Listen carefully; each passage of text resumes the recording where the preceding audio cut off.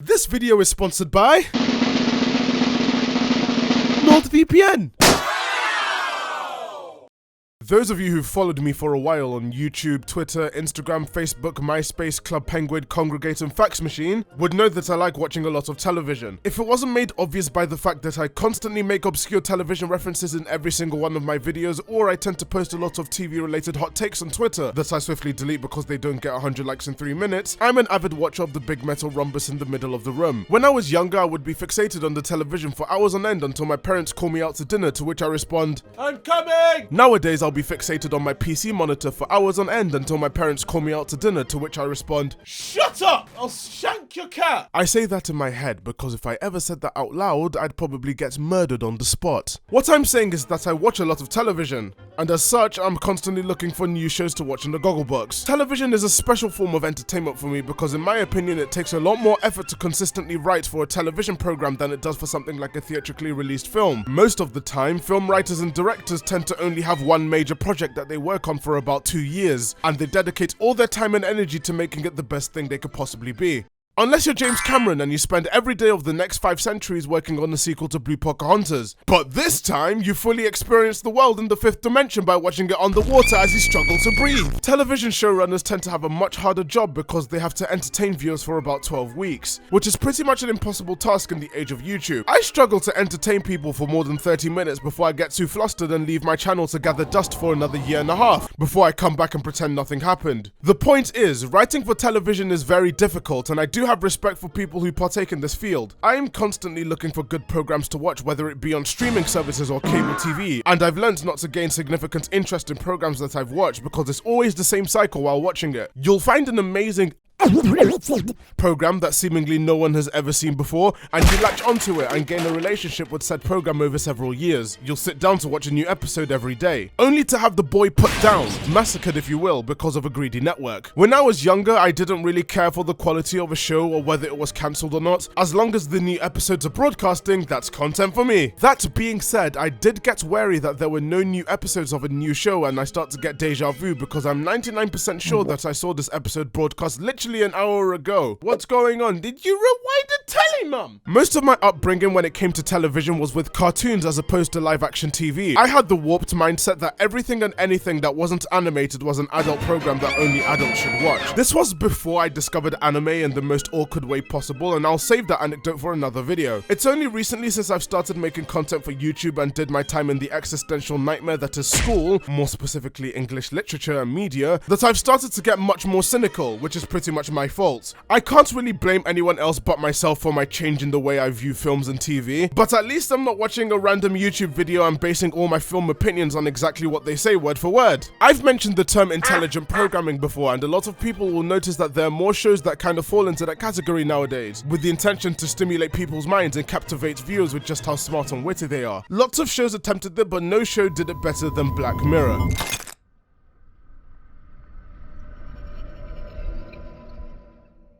Black Mirror is, or was, I'll explain why later, my favourite show up until recently. It's essentially a modern day Twilight Zone anthology series with different episodes covering a dark future with regards to technology.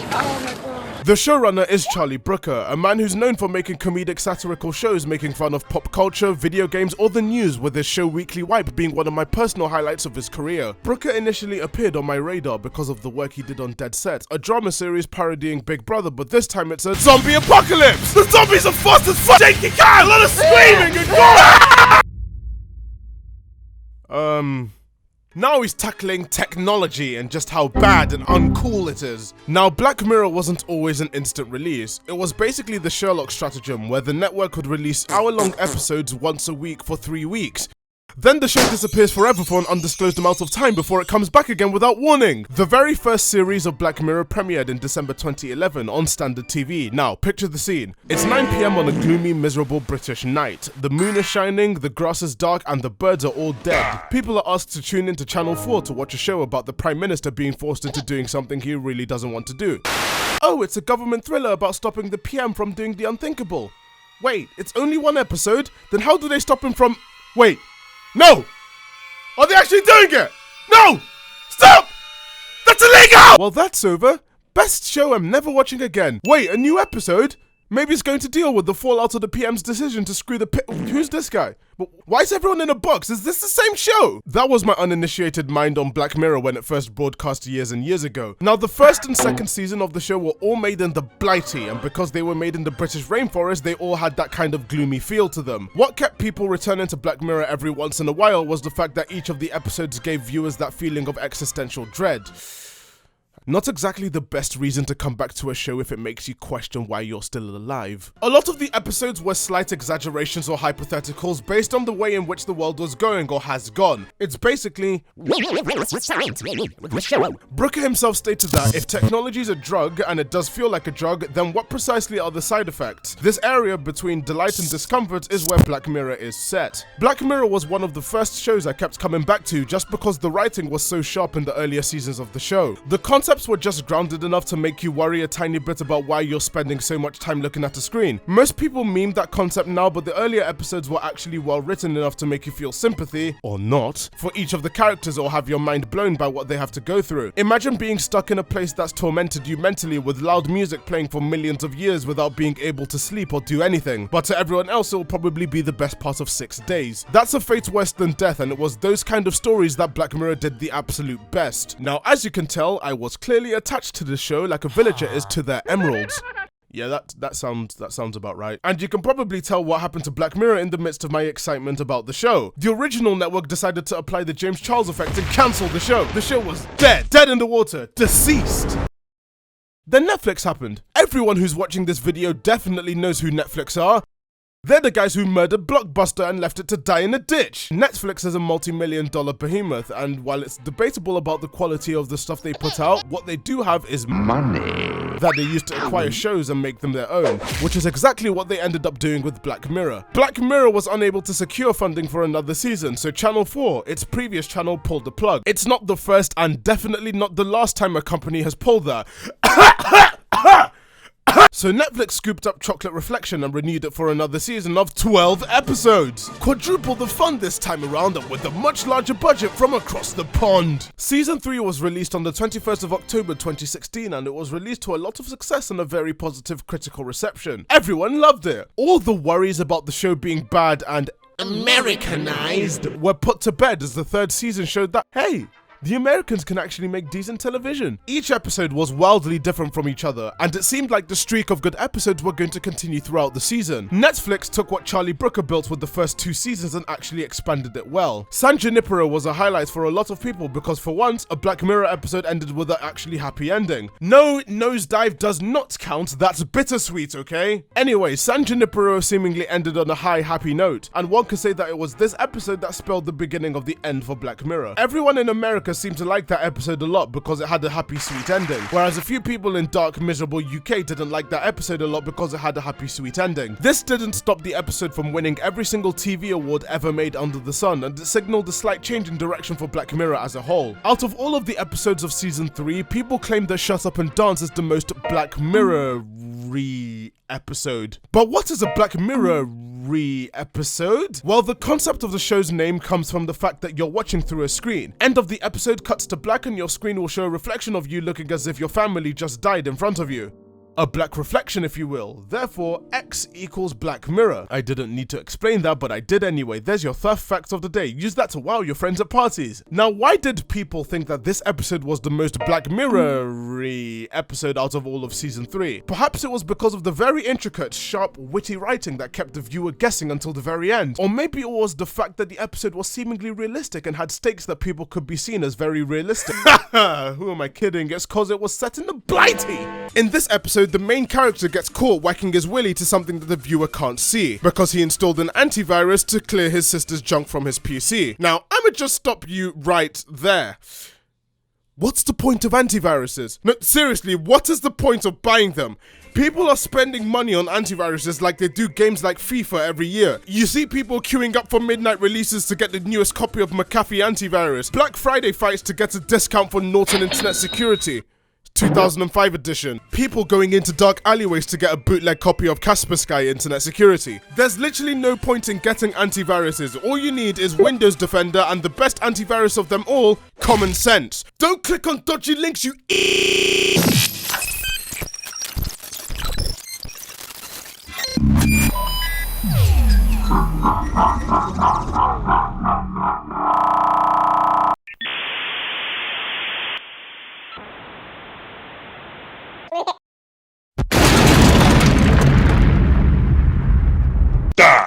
This guy clearly visited the wrong website from the wrong country and got his PC bricked as a result. If only there was a way to prevent this from happening. Hey, what's that in the sky? Is that a bird? No, it's NordVPN.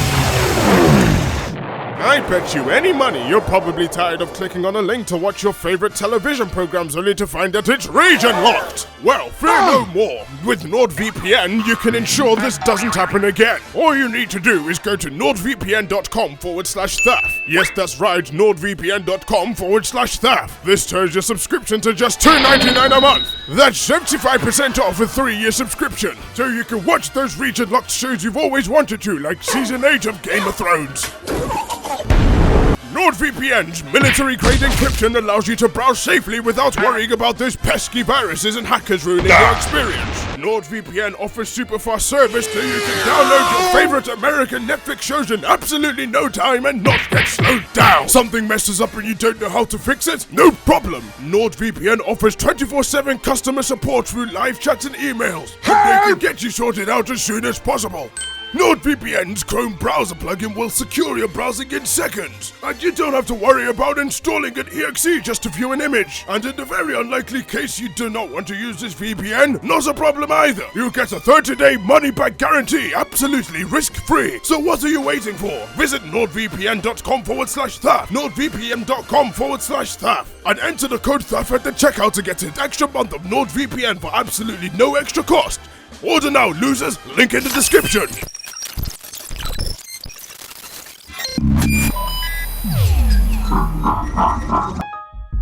Kenny, the main character, is now being told by hackers to do favors for them, for example, robbing a bank and meeting people along the way that also made the same mistake he did but in different contexts. Everyone in the show and the viewer probably won't understand why Kenny's so uptight about what he did. Even Bron calls him out on it. Why is he so scared about the consequences? And it turns out that he's been looking at kids on the internet. Fantastic. The viewers find this out because now he has to fight to the death against another nonce with a drone streaming it on Twitch live to the hackers. Even after doing everything that's asked of him by the hackers, they just end up releasing everything anyway. Every single person in the episode that incurred the wrath of these hackers have to deal with the consequences, as they have all well and truly been trolled, pwned, murked, led astray, bamboozled. With Radiohead's exit music for a film added in so perfectly, this ended such a tightly knit episode. Overall, the season was pretty damn good. 8 out of 10, our hopes remain high leading into season 4.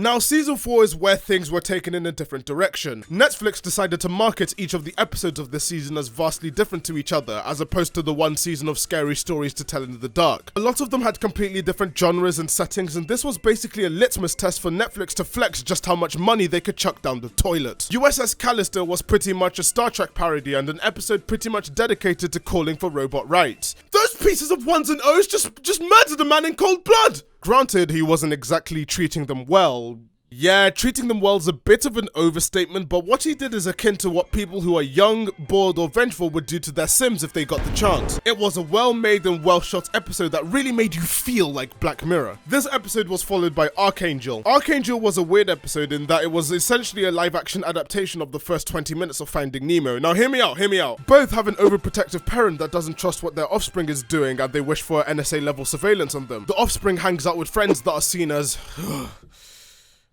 problematic. They end up doing something out of pocket and the parent tries to stop them, but they do it anyway after a short argument. Where they diverge is that after this event in Archangel, the main protagonist beats the ever-loving shit out of her mother for eavesdropping on her. The tech that was introduced in this episode basically censors any bad thing that happens to the person using it, which is basically YouTube's monetization filter. Metalhead took the whole concept of Black Mirror in a new direction by having it all shot in black and white for the extra grittiness. If it wanted to bait for more awards at the Cannes Film Festival, then it should have added an intense film grain filter and call it Le Metaleur, and have it shot in 35mm. Metalhead was a gritty story about a future where Boston Dynamics went rogue and manufactured killer metal dogs that won't stop until you and all your friends are dead.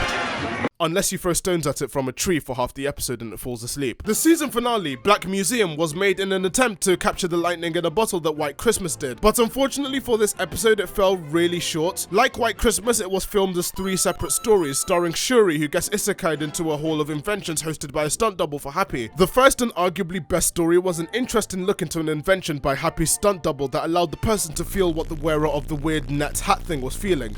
Naturally, it goes south. In general, season 4 failed to capture the heights that season 3 did, but it still showed that Black Mirror kinda still had it in them to make thrilling TV. After season 4, there was a major break until Netflix announced Bandersnatch. Bandersnatch was a Netflix interactive game about an interactive game called Bandersnatch, following a main character who's trying to make an interactive game, but is worried about said interactive game and thinks he's in an interactive game, and Netflix gives you an interactive game with choices that would influence the rest of the episode.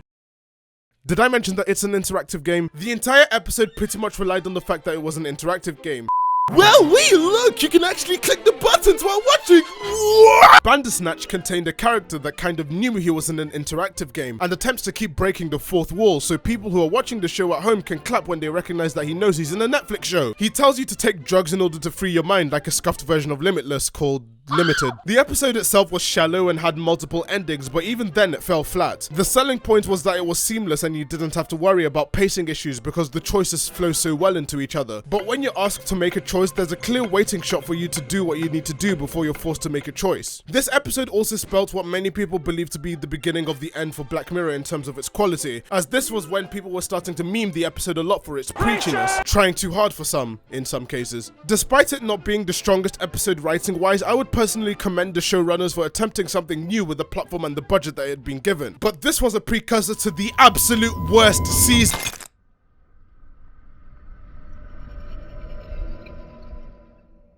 Season 5 was a disappointment in so many ways. I'm pretty sure everyone can agree that this season was the absolute weakest season out of the entire show. Now don't get me wrong, when the trailers came out, I was really excited. Only 3 episodes? Wow, count me in! That's more time to focus on each of them and make sure that it makes for some absolutely top tier telly. From the trailers, they all seemed like really interesting concepts for Black Mirror episodes, and it seemed that Netflix were going back to basics for this season, so I went and marked it right on the calendar. I'll send seats on the 5th of June and I will enjoy these episodes in a perfect world.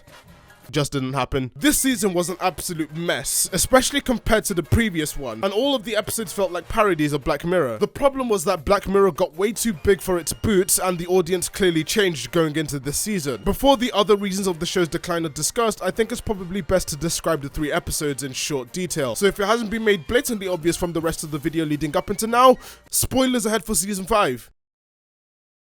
You know what? I'm gonna say it.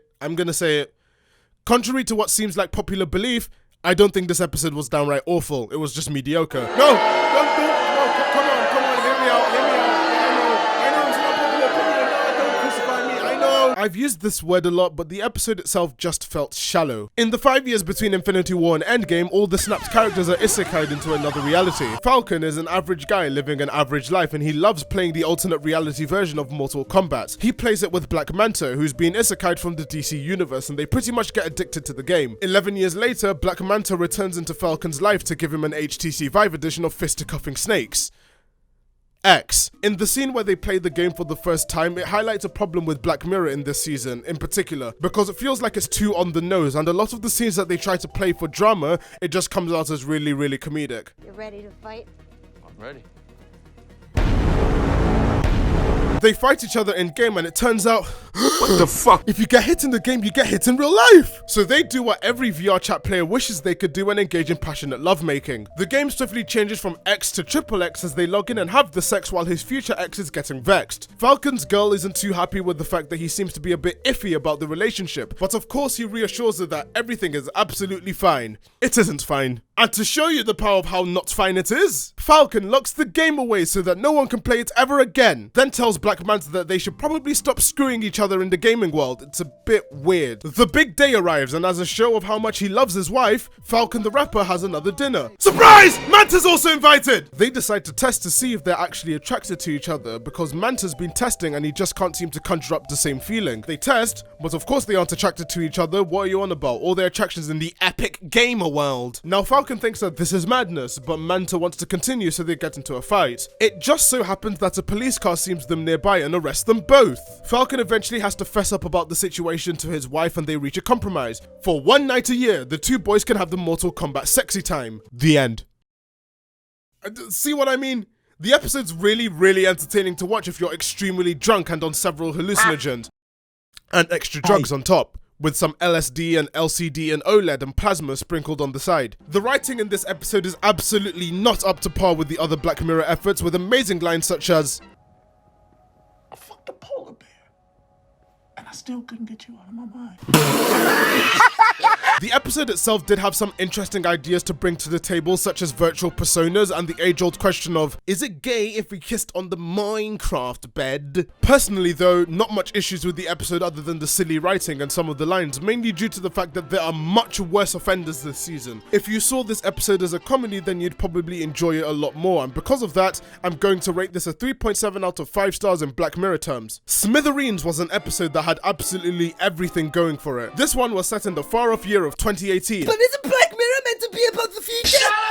And stars Jim Moriarty as a Uber driver for Tesco Value Uber. As an Uber driver who probably has to deal with a lot of drunkards going home at 2 AM in the morning and vomiting all over the windscreen from the backseat, he has to take a lot of group therapy lessons to deal with his trauma. In typical Black Mirror style, he finds himself putting his willy up another therapy member's butt. Remember, Haley is looking for information about her daughter's suicide that's hidden behind a persona account. Moriarty himself constantly waits outside Smithereens headquarters looking for his prey as if it's a David Attenborough documentary. And as you can see, the white male predator is outside the corporation studio, looking for his prey, searching for any sort of opening so he can abduct the specimen. Let us watch this confrontation. Is that where you work? Where I picked you up? At Smithereen? No.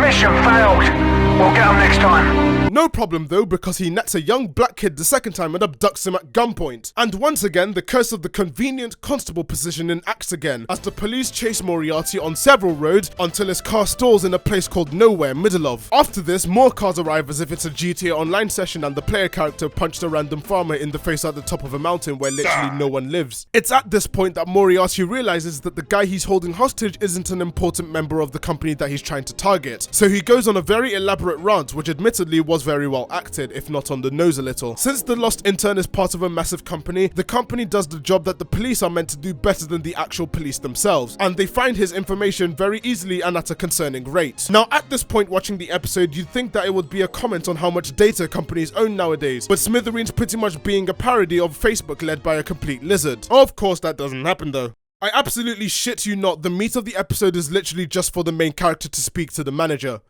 That's literally it. And the manager just so happens to be Eddie Brock, so you know he's in good hands. Fuck. After a boring few minutes, Moriarty gets his phone call and he has an emotional monologue about the night that his fiancée died and how she died. It turns out that he killed her. How did he manage that? Turns out that he checked a notification while driving. What? Texting and driving is bad? Really? Whoa, wow, I never knew that. Over an hour to reach a conclusion that we all pretty much knew from the get-go.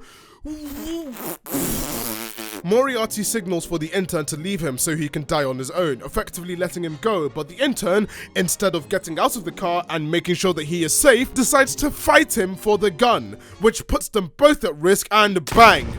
Die. It's left up in the air who died, but from everyone's reactions you could probably guess who got shot. This episode starts out really promising, but it fizzles out really quickly towards the middle and the end, with too many plot lines that dilate the point of the episode. It all boils down to, what if fans but too much? It felt like a parody episode of Black Mirror, only carried by Andrew Scott's brilliant acting in this episode. There just wasn't a message, and if they cut out 2 storylines, then the episode could have been so much better. And for that, I'll give it a 3 2/3 out of 5. And now we talk about Rachel, Jack and Ashley 2 is the absolute worst episode of Black Mirror to date and the second worst piece of television I've seen this year. Holy shit, this one was so bad. What was this episode?